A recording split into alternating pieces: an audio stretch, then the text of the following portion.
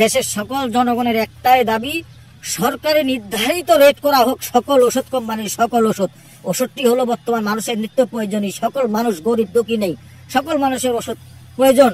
প্রতি মুহূর্তে ওষুধ কিনতে হয়, সেই ওষুধের দাম প্রতি কিছুদিন বাদে বাদে ওষুধের দাম ডবল বৃদ্ধি করা হয়, ডবল নিচ্ছে ফার্মেসিওয়ালারা। আসলে এই সিন্ডিকেট কারা করতেছে?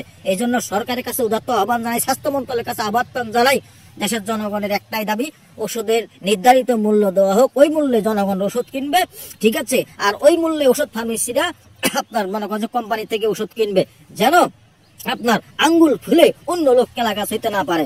সরকার টাকা পাবে, দেশের কাজ হবে। এই জন্য সরকার জরুরি ভাবে এই কাজটি করা হোক। আজকে মানুষ তো সবচেয়ে আল্লাহর পরে যদি মানুষ একটু বাঁচার নিজ করে বা বাঁচতে চেষ্টা করে, সেটি হলো ওষুধ খায়। যদি আল্লাহ, এই ওষুধ হলো উসিলা, বাঁচাবে তো আল্লাহ, কিন্তু সেই জিনিসটি যদি আজকে দফায় দফায় দাম বাড়ানো হয়, সরকারের কাছে উদাত্ত আহ্বান জানায়।